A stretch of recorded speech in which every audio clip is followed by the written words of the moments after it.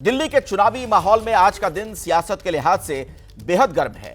खुद पर आचार संहिता के उल्लंघन का केस दर्ज होने के बाद दिल्ली की मुख्यमंत्री आतिशी ने एक बार फिर दिल्ली पुलिस पर सवाल खड़े किए हैं। आतिशी ने आरोप लगाया कि जिन लोगों ने आचार संहिता का उल्लंघन किया उनके खिलाफ तो कार्रवाई नहीं हुई, जिन लोगों ने शिकायत दर्ज करवाई दिल्ली पुलिस ने उन्हीं लोगों को पीटा। गुंडागर्दी करने वालों को पुलिस ने मौके से निकाल दिया, जाने दिया।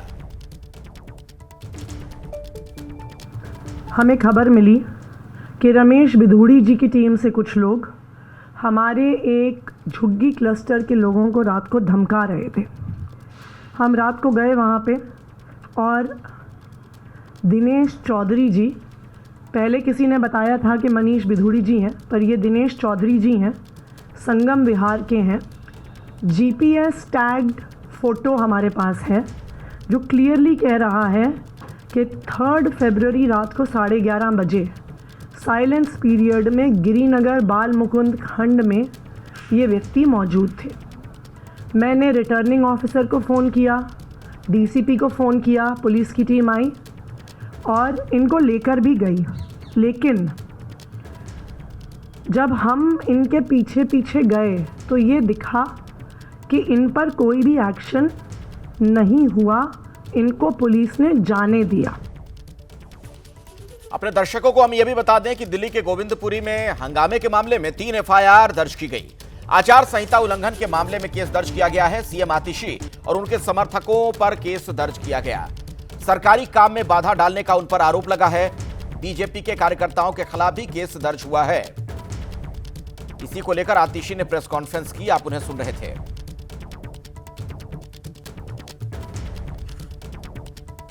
चुनाव प्रचार खत्म होने के बाद देर रात कालकाजी विधानसभा में जमकर हंगामा हुआ। इस वक्त जिले के डीसीपी रवि कुमार सिंह हमारे साथ मौजूद हैं। सर, क्या था ये पूरा मामला?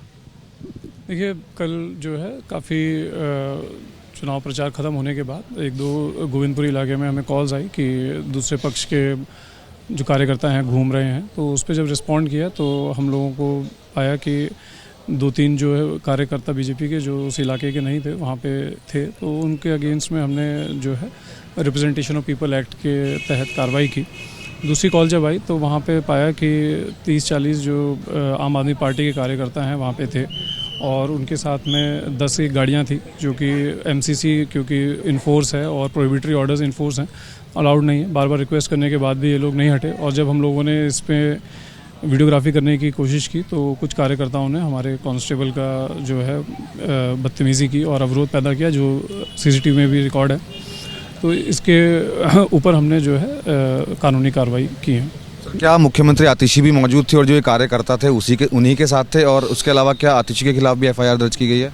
जी, एक आम आदमी पार्टी के कार्यकर्ता हैं और सब एक साथ ही थे और जो कार्रवाई है वो जो हमारे एग्जीक्यूटिव मजिस्ट्रेट हैं उनके बयान उनसे कंप्लेंट लेने के बाद ही दर्ज की गई है।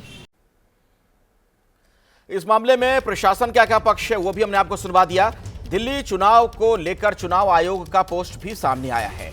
चुनाव आयोग की छवि खराब करने की कोशिश हुई, ये कहा गया है। कानून के तहत काम कर रहे हैं 1.5 लाख अधिकारी और बार बार मुख्य चुनाव आयुक्त पर निशाना साधा जा रहा है। ईसी ने इन आरोपों को पर धैर्य रखा है और प्रभावित नहीं हुआ। चुनाव आयोग की तरफ से ये बातें कही गई हैं कि चुनाव आयोग की छवि खराब करने की कोशिश की जा रही है। हमारे साथ हमारे सहयोगी अंकित गुप्ता फोन लाइन पर जुड़ गए। अंकित, ये सोशल मीडिया के जरिए जो बात कही गई, जो पोस्ट किया गया आयोग की तरफ से, उसकी जरूरत क्यों पड़ी? देखिए, जिस तरीके से आम आदमी पार्टी और खास तौर पर जिस तरह से हमलावर है और मुख्य चुनाव आयुक्त के ऊपर लगातार हमलावर है, ये कहते हुए कि कुंभकर्ण की नींद सोए हुए हैं, कुंभकर्ण से तुलना की जा रही है। उसके अलावा चुनाव आयोग और दिल्ली पुलिस जो है केंद्र सरकार के इशारे पर काम कर रही है, इस तरीके के आरोप लगाते हुए आम आदमी पार्टी लगातार हमलावर है। तो उसी पर एक तरह से चुनाव आयोग की तरफ से ज्यादा कोई जवाब तो जो है कड़े शब्दों में तो नहीं दिया गया, लेकिन इतना जरूर कहा है ये चुनाव आयोग का जो चुनाव आयोग होती है, जो टीम होती है, उसमें मुख्य चुनाव आयुक्त के अलावा 2 चुनाव सह आयुक्त भी होते हैं जो चुनाव आयुक्त होते हैं। तो 3 सदस्यीय टीम होती है। कोई भी फैसला अकेले मुख्य चुनाव आयुक्त नहीं लेते हैं, ये जो 3 सदस्यीय टीम होती है वो तमाम फैसले लेती है। ऐसे में मुख्य चुनाव आयुक्त को लेकर के जो तमाम बातें कही जा रही हैं उस पर, क्योंकि वो संवैधानिक पोस्ट पर बैठे हुए हैं, लिहाजा सीधे तौर पर कोई जवाब तो नहीं दे रहे, लेकिन निश्चित तौर पर उन्होंने ये जरूर साफ किया है कि राजीव कुमार जो कि मुख्य चुनाव चुनाव आयुक्त हैं जिनके ऊपर आम आदमी पार्टी लगातार हमलावर है, वो एक तरह से उन्होंने इशारों में जरूर कह दिया है कि आरोप पूरी तरह बेबुनियाद है। धन्यवाद अंकित इस जानकारी के लिए आपका। दरअसल जो आरोप लगाए गए हैं, आतिशी के आरोप पर रमेश भिधुड़ी ने भी पलटवार किया है। आतिशी को कानून का सम्मान करना चाहिए, ये कहा भिधुड़ी ने। आतिशी को झूठी बातें नहीं फैलानी चाहिए। गुंडागर्दी वो कर रही हैं, यानी आतिशी गुंडागर्दी कर रही हैं, ये आरोप भिधुड़ी की तरफ से लगाया गया। संवैधानिक मर्यादा को तार तार न करें, रमेश भिधुड़ी ने ये तमाम बातें कही हैं। तो जो आरोप लगाए गए आम आदमी पार्टी की तरफ से, उसका बीजेपी ने जवाब दिया और रमेश भिधुड़ी ने तो यहां तक कह दिया कि आतिशी गुंडागर्दी कर रही हैं। आतिशी जी को कानून का, संविधान का सम्मान करना चाहिए। वो संवैधानिक पद पर बैठे हुए मुख्यमंत्री हैं और ये छिछोरी हरकतें, झूठी अफवाह फैलाना, बातें बढ़ाना, रमेश भिधुड़ी का परिवार यहाँ पर घूम रहे। दुनिया में कौन ऐसा पॉलिटिकल लीडर है कि जब कहीं चुनाव लड़ता है तो उसकी फैमिली मदद नहीं करती है? सबकी फैमिली रहती है। तो मेरा बेटा मेरे चुनाव में क्यों नहीं रहेगा, मेरी पत्नी मेरे चुनाव में क्यों नहीं रहेगी? तो ये 5 साल उन्होंने दिल्ली में क्या किया वो तो बता नहीं सकती। कालका जी में क्या किया, उनके पास कुछ है नहीं, तो कुछ ना कुछ बोलना है। आप मुख्यमंत्री हैं, आपको शोभा देता है कि उत्तर प्रदेश की गाड़ियों में आप गुंडे लेकर 30-30, 40-40 आदमी चल रही हैं। हमने पुलिस को कंप्लेंट की कि भाई रात को ये यूपी की गाड़ियों में ले लेकर 40-40 आदमी चल रही है, इसका कारण क्या है? और उन लोगों को ले जाकर हमारा एक सिद्धार्थ कैंप में कार्यकर्ता है, उसको धमका रहा है रोशन जाके, तुम घर चले जाओ। अब बाहर के कॉलोनी में आए हुए बाहर के लोग हैं बेचारे, वो क्यों पंगा लेना चाहेंगे? ऐसी गिरिनगर में जाकर वो कोई अपने दोस्त से मिलने आया था, उसको बैठवा लिया। ये हरकेश नगर का कोई व्यक्ति था, मिलना है, उसको गाड़ी में बैठवा दिया। ये बैठो, ये रमेश भिधुड़ी का गुंडा है। तो ये छिछोरी हरकतें शोभा नहीं देता मुख्यमंत्री को। उनको रोक के दिखाना, देखो रमेश भिधुड़ी के भतीजे हैं। अब वो उन्होंने 3 बार 100 नंबर पे कॉल किए, कंप्लेंट कराई उन्होंने थाने में जाके कि जी मैं शादी में से आ रहा हूँ, मेरी गाड़ी 2 घंटे से घेर रखी है। पुलिस ने जाके जब वो गाड़ी छुड़वाई है, तो ये गुंडागर्दी कर रही है। वो चाहती है कि बीजेपी का कार्यकर्ता को रिएक्ट करे और वो प्रूव करे इस बात को लिए, मुझे ऐसा लगता है। कल दिल्ली विधानसभा चुनाव के लिए वोट डाले जाने हैं। उससे पहले सियासत में नए नए आरोप सामने आ रहे हैं। अब आम आदमी पार्टी ने बीजेपी पर एक और गंभीर आरोप लगा दिया है। आपका बीजेपी पर एक और बड़ा आरोप, बवाना विधानसभा से वोटर्स को भेजा जा रहा है अजमेर, यह आम आदमी पार्टी ने कहा। तो आम आदमी पार्टी की तरफ से यह गंभीर आरोप लगाए गए हैं कि पुलिस सुरक्षा में वोटर्स को भेजा जा रहा है अजमेर। अजमेर भेजने के लिए लगाई गई थी 20 बसें बवाना से। आप उम्मीदवार ने मौके पर जताया विरोध। जय भगवान उपकार के विरोध के बाद बसें रोकी गईं। बीजेपी की मुस्लिम वोटर्स को मतदान से रोकने की यह योजना है, यह कहा आम आदमी पार्टी ने।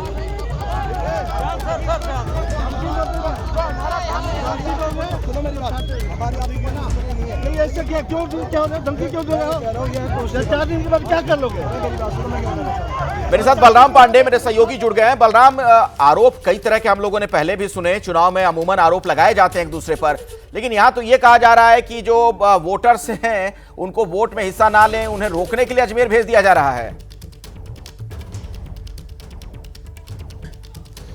बिल्कुल, देखिए, आम आदमी पार्टी ने बेहद गंभीर आरोप लगाया है और जिस तरीके से बवाना से आम आदमी पार्टी के उम्मीदवार जय भगवान ने कहा कि 20 बसें लगा करके जो मुस्लिम मतदाता हैं उन्हें अजमेर भेजने की कोशिश की जा रही थी, और जैसे ही उन्हें इस बात की जानकारी मिली वो मौके पर पहुंचे और उन्होंने बसों को रोका। हालांकि पूरे मामले को लेकर के पुलिस और चुनाव आयोग जांच कर रहा है और जांच में जो भी तथ्य निकल के आएंगे उसी के आधार पर आगे की कार्रवाई करने की बात कही जा रही है। लेकिन जिस तरीके से आम आदमी पार्टी ने आरोप लगाया, इसको लेकर के जो आम आदमी पार्टी के सीनियर लीडर हैं और दिल्ली सरकार के पूर्व मुख्यमंत्री हैं मनीष सिसोदिया, उन्होंने कहा कि मतदाताओं को बाहर भेजने का ही मामला नहीं है, बल्कि मतदाताओं को धमकाने का भी मामला सामने आ रहा है। तो कहीं ना कहीं आम आदमी पार्टी की तरफ से एक के बाद एक बेहद गंभीर आरोप बीजेपी के ऊपर लगाए जा रहे हैं और जिस तरीके से 20 बसों में मतदाताओं को बिठा करके अजमेर भेजने का आरोप लगाया गया वो बेहद गंभीर है। हालांकि अब देखने वाली बात यह होगी कि चुनाव आयोग की तरफ से इस आरोप को लेकर के क्या प्रतिक्रिया आती है और किस तरीके का एक्शन देखने को मिलता है, क्योंकि जिस तरीके के आरोप पिछले कुछ घंटों में आम आदमी पार्टी की तरफ से लगाए जा रहे हैं वो बेहद गंभीर हैं, क्योंकि चाहे वो सूट बांटने का मामला हो, चाहे और ये चुनाव जो प्रचार अजमेर का वाला मामला आरोप हो, लगा, इसके जवाब में आरोप ये लगा दिया गया है कि कुछ लोगों को तो कुंभ भेजा जा रहा है बस में भरकर। मतलब अजीब अजीब तरीके की बातें कही जा रही हैं। अब सच्चाई इसकी क्या है, जल्द से जल्द लोगों तक आए सामने, ये बहुत जरूरी हो जाता है। इन सब के बीच हमारे सहयोगी अंकित ने संजय सिंह से बात की। आम आदमी पार्टी के नेता है, राज्यसभा सांसद है, क्या कह रहे हैं आपको सुनवाते हैं। हमारे साथ में है संजय जी। आप लोग कह रहे हैं कि बीजेपी गुंडागर्दी कर रही है, चुनाव आयोग और पुलिस तो लगातार कार्रवाई कर रही है, बीजेपी कह रही है कि हार के डर से इस तरीके के आरोप लगा रहे हैं। देखिए, अगर नई दिल्ली में जहां सुप्रीम कोर्ट है, जहां संसद है, जहां चुनाव आयोग है, वहां पे अगर प्रत्याशी की प्रचार गाड़ियां तोड़ी जा रही हैं केजरीवाल जी की, तो आप इसको गुंडागर्दी नहीं कहेंगे तो क्या कहेंगे।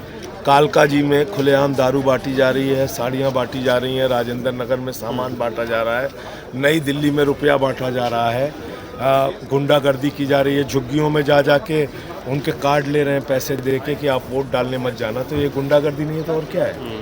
और चुनाव आयोग के सब नहीं दिख रहा है। तो इसलिए हमने कहा कि भाई दिक्कत क्या है कि सारा कुछ आज कंट्रोल गृह मंत्री के द्वारा है, जैसे वो चाह रहे हैं वैसे देश चल रहा है। लेकिन चुनाव आयोग की तरफ से भी ये कहा जा रहा है, चुनाव अधिकारी दिल्ली के वो भी ये कह रहे हैं, पुलिस भी कह रही है हम तो कार्रवाई कर रहे हैं। आयोग ने किस चीज में कार्रवाई की, आप एक चीज बताइए। आप लोग जो कह रहे हैं कि तोड़फोड़ की गई, उसमें पुलिस शिकायत दी गई। वही गुंडे पत्थर मारते हैं अरविंद केजरीवाल के गाड़ी पे, और वही गुंडे गाड़ी तोड़ रहे हैं प्रचार की। वही गुंडे, अगर आपने सही समय पे उनको गिरफ्तार करके कार्रवाई की होती तो कैसे वो बाहर थे, कैसे उन्होंने दूसरी घटना को अंजाम दिया। तो पूरी तरीके से धृतराष्ट्र बना हुआ है चुनाव आयोग, और ये पूरा देश देख रहा है कि दिल्ली में हार की हताशा के कारण ये सब कुछ। जहाँ पर शिकायत दी गई वहाँ कार्रवाई हुई लगातार इस तरीके से जो है। सोशल मीडिया पर भी चुनाव आयोग की तरफ से जानकारी दी जा रही है, जो चुनाव अधिकारी हैं वो जानकारी दे रहे हैं, पुलिस जानकारी दे रही है। कार्रवाई करने से कुछ होगा ना, जानकारी ऐसे देने से बात की कार्रवाई की जानकारी दे रहे हैं कि कौन सी कार्रवाई कर रहे हैं। कोई चुनाव आयोग धृतराष्ट्र बन गया है, ये कह रहे हैं संजय सिंह। आम आदमी पार्टी ने आरोप लगाया कि बीजेपी दिल्ली के मुस्लिम वोटर के खिलाफ साजिश कर रही है, तो बीजेपी ने भी पलटवार किया। बीजेपी का आरोप क्या है वो भी जान लीजिए। आपके आरोप पर बीजेपी ने पलटवार किया कि पूर्वी दिल्ली से कुछ बसों को महाकुंभ भेजा गया। 5 बसों में भरकर लोगों को कुंभ भेजा जा रहा है। कुंभ में किस धर्म के लोग जाएंगे ये सबको पता है। आम आदमी पार्टी इस चुनाव को किस दिशा में ले जा रही है। दिल्ली में मतदान के लिए कुछ ही घंटे बाकी हैं। इस पर बात करने के लिए हमारे साथ हैं भारतीय जनता पार्टी के दिल्ली के प्रदेश अध्यक्ष वीरेंद्र सचदेवा जी। क्या कहेंगे, अब एक के बाद एक आरोप लग रहे हैं। आतिशी कह रही हैं कि कुंभ और अजमेर दोनों आ गए हैं अब इस चुनाव में। देखिए, अजमेर शरीफ का तो मुझे मालूम नहीं, लेकिन इतनी मेरी जानकारी मिली है कि आम आदमी पार्टी के कार्यकर्ता जानबूझकर सनातन के लोगों को, जानने वाले लोगों को कुंभ भेजने की साजिश करें, ऐसा कल पूर्वी दिल्ली से हमें जानकारी मिली है। तो हमने तो जनता से अपील किया है कि मतदान करें, मत वाले दिन अपने मतदान का उपयोग करें, लेकिन अगर धार्मिक भावनाओं को भड़काकर इस तरह का खेल आम आदमी पार्टी लड़ना चाहती है तो आप समझ लीजिए कि इनको अपनी संभावित हार दिखाई दे रही है। आइए सीधे मैं आपको मनोगिया के पास लिए चलता हूं। मनोगिया, अब चुनाव में अजमेर कुंभ दोनों की एंट्री हो चुकी है। ये कुंभ वाला जो आरोप लगाया जा रहा है कि मतदाताओं को बस में भरकर कुंभ भेजा जा रहा है, भेजा गया है, इसको लेकर क्या और जानकारी सामने आ रही है? कुछ तथ्य, कुछ प्रमाण भी रखे गए हैं क्या? देखिए, 5 बसें भरकर कुंभ ले जाया जा रहा है पूर्वी दिल्ली के विभिन्न विधायकों के द्वारा या फिर इस आम आदमी पार्टी के समर्थकों द्वारा ये आरोप लगा रही है बीजेपी। और साफ साफ ये कहा जा रहा है कि कुंभ कौन जाएगा ये सबको पता है। ऐसे में 5 तारीख को स्नान का वादा करके यहाँ से करीब 5 से ज़्यादा बसें में ऐसे बहुत सारे वोटरों को ले जाया जा रहा है। अब कुंभ कौन जाएगा ये सबको पता है। भारतीय जनता पार्टी का आरोप है कि जानबूझकर आम आदमी पार्टी उन्हें लेकर जा रही है जो संभवतः उन्हें वोट नहीं करते। पर सवाल ये है कि इस पर कोई पुख्ता जानकारी या फिर बसों का नंबर या जिस तरह से गाड़ियों का नंबर रिलीज कर रही है भारतीय जनता पार्टी, उस हिसाब से इन बसों का नंबर नहीं, पर आधिकारिक तौर पर जरूर पार्टी की तरफ से बार बार कहा जा रहा है कि ये सिर्फ एक साजिश है कि वोटरों को जो यहाँ पर मतदान करने के लिए हैं दिल्ली में, उनको संभवतः धर्म के साथ जोड़कर ले जाया जाए कुंभ, और अगर वो जाएंगे तो यहाँ पर 5 तारीख को वोट नहीं करेंगे, यानी कि दिल्ली में। अब दूसरा सवाल ये उठ जाता है कि राजनीतिक हलकों में जहाँ पर लड़ाई चल रही है, वहाँ पर एक एक वोटर की कीमत हर दल जानता है, आम आदमी पार्टी हो या फिर भारतीय जनता पार्टी। एक एक वोट की कीमत से इस बार ऐसा लग रहा है कि गेम डू और डाई सिचुएशन में है दोनों दलों के लिए। वक्फ संशोधित बिल की जांच के लिए बनाई गई ज्वाइंट पार्लियामेंट्री कमेटी की रिपोर्ट संसद में कभी भी पेश हो सकती है। आपको बता दें कि इस रिपोर्ट में कई बदलावों की सिफारिश की गई है, जिसकी एक्सक्लूसिव जानकारी सिर्फ एबीपी न्यूज के पास है। जिन बड़े बदलाव की सिफारिश की गई उसके बारे में हम आपको बता दें। सेंट्रल वक्फ काउंसिल के सदस्यों के अलावा 2 गैर मुस्लिम सदस्य रखे जाने की सलाह दी गई है। साथ ही संशोधित वक्फ एक्ट में नया क्लॉज जोड़ने की बात कही गई है, जिसके मुताबिक अगर कोई मस्जिद, दरगाह जैसे धार्मिक स्थल विवादित नहीं है तो वो वक्फ की संपत्ति हो सकते हैं। साथ ही आदिवासी भूमि को वक्फ संपत्ति घोषित किए जाने पर सख्त कदम उठाने की भी बात इसमें कही गई है। इन बदलावों की पूरी जानकारी हमारे पास है। तो जेपीसी रिपोर्ट में कई बदलाव की सिफारिश की गई है, उनमें से कुछ अहम बातें, प्रमुख बातें हम आपको बता भी रहे हैं। सेंट्रल वक्फ काउंसिल के सदस्यों के अलावा 2 गैर मुस्लिम सदस्य रखे जाने की इसमें सलाह दी गई है। एबीपी न्यूज के पास यह खास जानकारी है, किन किन बदलावों की बात इसमें कही गई है।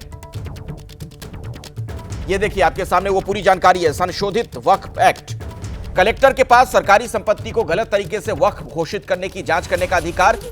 जांच का अधिकार कलेक्टर रैंक से ऊपर के किसी अधिकारी को दिया जाए, जिसे राज्य सरकार नामित करे, यह जेपीसी की सलाह है। तो जो संशोधित वक्फ एक्ट है और जो जेपीसी की सलाह है उसके बारे में हमने आपको बताया है। उसके बाद अगली बात यह कि वक्फ संपत्तियों का 6 महीने में पोर्टल पर पंजीकरण हो। संशोधित वक्फ एक्ट, जेपीसी की सलाह, उचित कारण होने पर समय सीमा बढ़ाई जा सकती है। इसके अलावा संपत्ति नोटिफाई करने के 15 दिन के भीतर पोर्टल पर अपलोड करना होता है। संशोधित वक्फ एक्ट के मुताबिक जेपीसी की सलाह यह कि इस समय सीमा को बढ़ाकर 90 दिन किया जाए। पोर्टल पर अपलोड करना होता है, इसको लेकर यह बात जो कही गई। संशोधित वक्फ एक्ट में है कि दान की संपत्ति नोटिफाई होने के 2 साल समय सीमा बढ़ाए जाने की मांग की गई है, 2 साल के भीतर, और ट्रिब्यूनल में चैलेंज किया जा सकता है। जेपीसी की सलाह, वो भी हमने आपको बताई बात। तो संशोधित वक्फ एक्ट में यह भी है कि सेंट्रल वक्फ काउंसिल में 8 से 11 सदस्य, जबकि जेपीसी की सलाह की सदस्यों के अलावा 2 गैर मुस्लिम सदस्य भी हों। 21 साल से कम गैर मुस्लिम सदस्य को बोर्ड से हटाया जा सकता है। जेपीसी ने सलाह दी कि गैर मुस्लिम को हटाना गलत है। 21 साल की समय सीमा है वो जारी है। फिर संशोधित वक्फ एक्ट में यह है कि वक्फ संपत्ति पर बोर्ड का आदेश आखिरी होगा, हालांकि 60 दिन में अपील की जा सकती है। आखिरी शब्द हटाया जाए और अपील की सीमा 60 से 90 दिन की जाए, यह ज्वाइंट पार्लियामेंट्री कमेटी की सलाह है। तो वक्फ संशोधन बिल में बदलाव की जो सिफारिश की गई है, एक और प्रमुख बात, 6 महीने में केस की सुनवाई हो, फैसला नहीं होने पर 6 महीने की समय सीमा बढ़ाई जाए। यह संशोधित वक्फ एक्ट, जेपीसी की सलाह, समय सीमा को हटाने की सिफारिश, यानी टाइम बाउंड ना हो। वक्फ की जमीन अधिग्रहण की गई है तो कलेक्टर 1 महीने में सूचित करेंगे। जेपीसी ने सलाह दी कि समय सीमा को 3 महीने कर दिया जाए, 3 महीने करने की सिफारिश की गई है। शिवांग मिश्रा हमारे सहयोगी इस खबर पर हमारे साथ मौजूद हैं, उन्हीं के पास सीधे मैं लिए चलता हूं आपको। शिवांग, कुछ बहुत प्रमुख बातें जो इसमें नजर आ रही हैं आपके मुताबिक, वो क्या क्या है जिनमें जेपीसी में सिफारिश की गई है बदलाव की? जी बिल्कुल, देखिए बदलाव की जो पूरी सिफारिश की गई है, काफ़ी विस्तृत बदलावों की सिफारिश की गई है। उसमें अगर रिपोर्ट की इस वक्त कॉपी हम लोग के पास मौजूद है, अगर रिपोर्ट में ही अगर पढ़कर एक बार आपको अगर हम लोग सुनाएं तो देखिए इसमें कई सारी ऐसी संपत्तियां थी जो वक्फ बाय यूज़र होती हैं, यानी मस्जिद, दरगाह, कब्रिस्तान।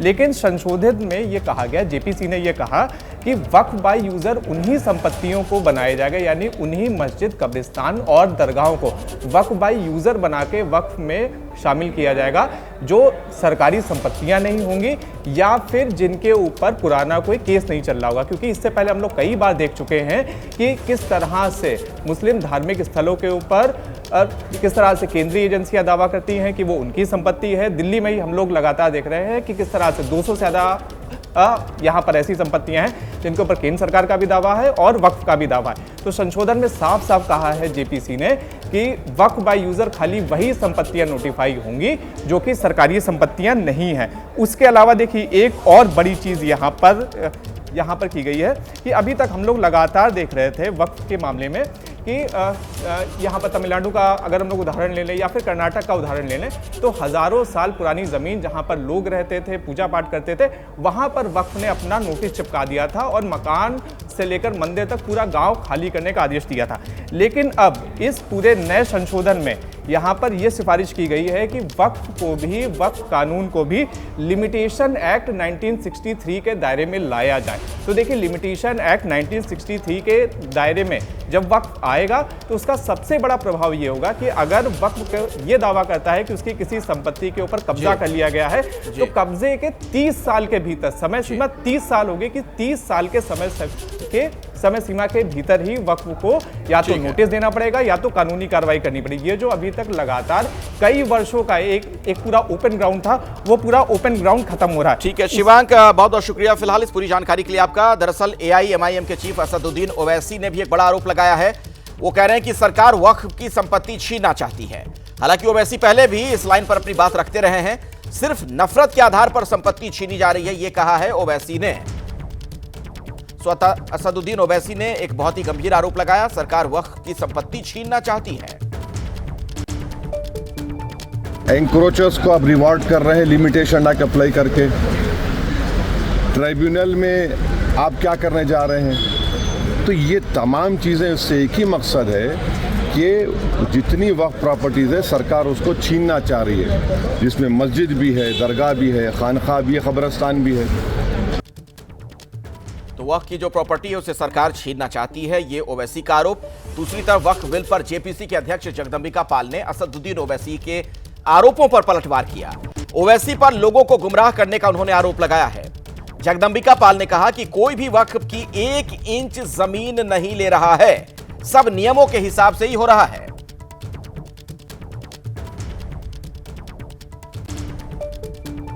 तो देश में लोगों के बीच में भय पैदा कर रहे हैं, भ्रम पैदा कर रहे हैं। खुद जेपीसी के सदस्य थे, वो सारी बैठकों में रहे, सारे अमेंडमेंट्स में रहे हैं और उन्होंने अपनी राय दी है और सब चीज़ें हैं। अब इसके बाद ये फैसला कि हम 1 इंच ज़मीन नहीं देंगे, कहाँ ली जा रही है? उनको तो निश्चित तौर से अपने इस बयान को वापस लेना चाहिए। इतनी गंभीर बात है कि आखिर वो देश में क्या नफरत पैदा करना चाहते हैं। अभी की एक और बड़ी खबर आपको बता दें, महाकुंभ में हुई भगदड़ के मुद्दे ने आज संसद में फिर से माहौल गर्मा दिया। राष्ट्रपति के अभिभाषण पर हो रही चर्चा के दौरान समाजवादी पार्टी के अध्यक्ष अखिलेश यादव ने महाकुंभ का मुद्दा उठाया। अखिलेश ने कहा कि सरकार महाकुंभ में मरने वालों के आंकड़े दे, स्पष्टीकरण देने के लिए सर्वदलीय बैठक बुलाई जानी चाहिए।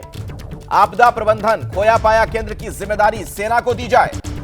हादसे के जिम्मेदार लोगों पर दंडात्मक कार्रवाई हो। आंकड़ों को दबाना, छिपाना, मिटाना यह अपराध है। सदन में अपना भाषण दे रहे थे अखिलेश यादव और उसी दौरान ये तमाम बातें उन्होंने कही हैं। उन्होंने कहा कि डिजिटल, हर चीज डिजिटल करने की बात कही जाती है लेकिन डिजिट छिपाई गई, मौत का आंकड़ा छिपाया गया। आंकड़ों को दबाना, छिपाना, मिटाना अपराध है, ऐसे लोगों के खिलाफ कार्रवाई होनी चाहिए।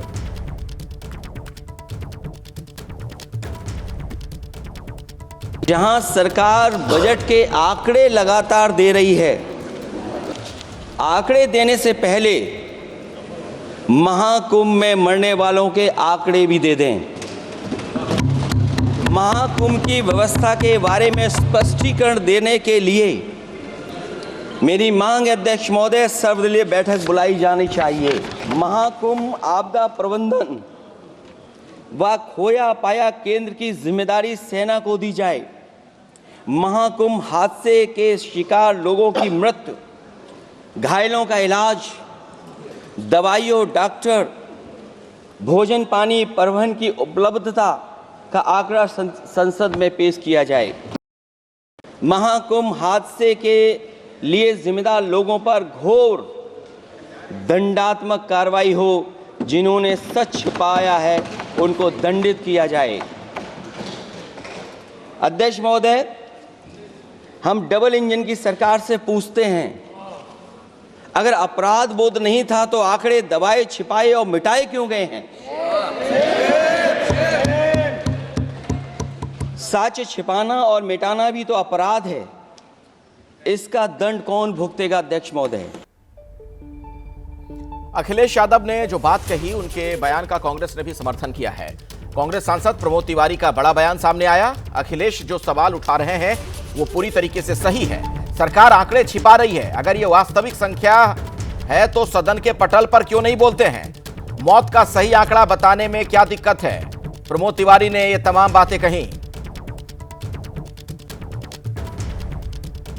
सर, अखिलेश यादव ने जिस तरह से कुंभ में जो है मौतों का मुद्दा उठाया है, सत्ता पक्ष तो यही कह रहा है कि जो आंकड़े हैं वो तो सामने रखे गए ना, फिर भी जिस तरीके से विपक्ष हंगामा कर रहा है। एक बात मेरे समझ में नहीं आया, 4 करोड़ आए, 6 करोड़ तो गिन लेते हैं, इतने लोग नहाने हैं, और जो मर गए उनका सही आंकड़ा बताने में क्या दिक्कत हो रही है? अगर ये वास्तविक संख्या है तो on the floor of the house बोलते क्यों नहीं? मान लीजिए हमारे आंकड़े तो मीडिया से या किसी और स्रोत से है, तो आपके पास तो फर्स्ट हैंड है, तो अखिलेश जी ठीक तो कह रहे हैं कि बताओ। अखिलेश यादव के आरोप पर केंद्रीय मंत्री डॉक्टर एसपी सिंह बघेल ने सवाल खड़े किए। सरकार कुछ नहीं छिपा रही, यह स्पष्टीकरण उनकी तरफ से दिया गया। अखिलेश को तथ्यों के आधार पर बात करनी चाहिए, एसपी सिंह बघेल ने यह बात कही है। किसी परिवार का कोई मिसिंग है तो आप बताएं, कार्रवाई होगी। एसपी सिंह बघेल केंद्र सरकार में मंत्री हैं। उन्होंने अखिलेश यादव के बयान पर पलटवार करते हुए कहा कि सरकार कुछ भी नहीं छिपा रही है। छुपाने के आरोप जो लगाए जा रहे हैं वो गलत हैं। बघेल साहब, आज अखिलेश यादव ने कुंभ को लेकर राज्य सरकार को घेरा और कहा कि घटना को दबाने का प्रयास किया गया। नहीं, घटना को जरा भी कोई दबा ही नहीं सकता चाह करके भी, क्योंकि जितने लोग उस दिन कुंभ में थे लगभग उतने ही मोबाइल होते हैं, तो सभी मोबाइल में कैमरा होता है और टेप रिकॉर्ड भी होता है। और ऐसे भी लोग होते हैं जो कोई व्यक्ति अगर जल रहा है तो बुझाने की जगह वीडियो बनाते हैं, ऐसे लोगों की भी संख्या कम नहीं होती है। ऐसे सभी वीडियो अब जो है पब्लिक डोमेन में आ चुके हैं। सरकार बिल्कुल भी नहीं छिपा रही है, और जिसका कोई मिस है उसे बताना चाहिए कि हमारा व्यक्ति कुंभ गया तो नहीं आया है, पुलिस उसको वर्कआउट करेगी। अखिलेश यादव के महाकुंभ पर दिए बयान पर बीजेपी सांसद हेमा मालिनी का जवाब भी सामने आया है। बहुत अच्छे ढंग से आयोजन किया जा रहा है। योगी सरकार ने बहुत अच्छी व्यवस्थाएं कर रखी हैं, हेमा मालिनी ने कहा। एक हादसा हुआ था मतलब ये नहीं कि पूरा कुंभ खराब हो गया। मैं भी कुंभ गई थी, वहां सब कुछ अच्छा था, ये बात कही है हेमा मालिनी ने। एक इंसिडेंट तो हुआ था, but I don't know anything much. नहीं, योगी सरकार ने बहुत बढ़िया अरेंजमेंट किया हुआ है। जो भी हुआ है, एक इंसिडेंट हुआ था, दैट डजंट मीन दैट पूरा कुंभ एकदम खराब हो गया या फ्लॉप हो गया, ऐसा कुछ नहीं। It was very nicely well organised and even today everybody is going. Madhya Pradesh के सीधी जिले के चुरहट के थाना प्रभारी पुष्पेंद्र मिश्रा का वीडियो सोशल मीडिया पर वायरल हो रहा है। इस वीडियो में थाना प्रभारी पुष्पेंद्र मिश्रा डीजे ऑपरेटर की पिटाई कर रहे हैं और गालियां दे रहे हैं। दरअसल सिंचाई विभाग के कर्मचारी के रिटायरमेंट के मौके पर यह सारा बवाल हुआ, जिसमें डीजे बजाना थाना प्रभारी को नागवार गुजरा। थाना प्रभारी ने पहले तो गुहार लगा रहे रिटायर्ड बुजुर्ग को बेइज्जत कर दिया और फिर डीजे ऑपरेटर को थाने भिजवा दिया। वीडियो देखिए आप जरा।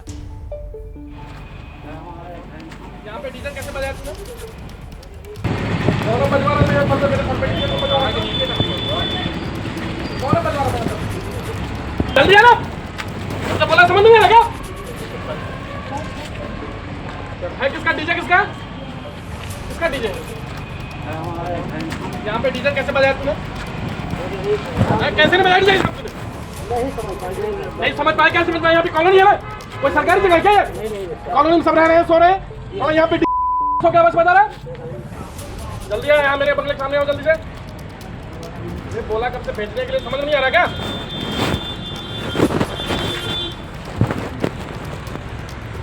लड़के जाओ।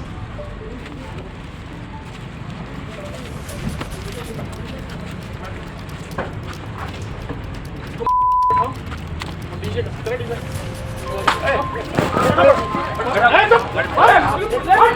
तो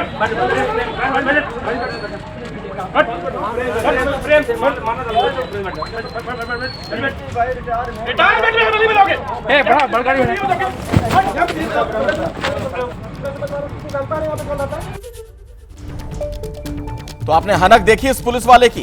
घटना का वीडियो वायरल होने के बाद थानेदार पर अब एक्शन हो गया है। सीधी जिले के एसपी ने थाना प्रभारी चुरहट को 1 वर्ष की वेतन वृद्धि रोके जाने का दंड दिया। साथ ही मामले की विस्तृत जांच की जाने की बात कही है। हालांकि चुरहट थाना प्रभारी पुष्पेंद्र मिश्रा ने मामले पर अपनी सफाई भी दी।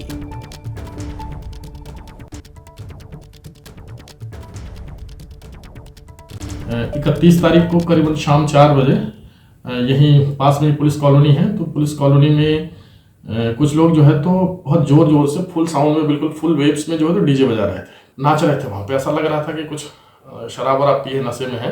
तो एक प्रधान आरक्षक, एक आरक्षक वहाँ पे मौजूद थे। वो लोग वहाँ पे गए और उनको मना करने लगे कि डीजे यहाँ पे मत बजाइए, यहाँ कॉलोनी में है, यहाँ बच्चे रहते हैं, पूरी फैमिली रहती है और यहाँ घर के सामने आप डीजे बजा रहे हैं। और शायद उसमें कुछ लोग काफ़ी जोश में थे, शायद किसी मादक पदार्थ का सेवन किए थे। जिन कपड़ों में था उसी कपड़े में खट से बाहर आया और बाहर आकर के देखा तो ये लोग काफ़ी जो है तो तब तक विवाद मेरे आते आते शांत हो गया था। कुछ और अतिरिक्त बल मैंने तुरंत मौके से बुलाया और अतिरिक्त बल बुला करके फिर उनको जो है तो अभिरक्षा मिल गया था। तो पुष्पेंद्र मिश्रा ने अपनी सफाई दी है। हालांकि जो वीडियो वायरल हुआ है उसमें आपने देखा किस तरीके से ये रसूख दिखा रहे थे, वहां पर लोगों के साथ किस तरीके का व्यवहार कर रहे थे, यही सवालों के घेरे में है।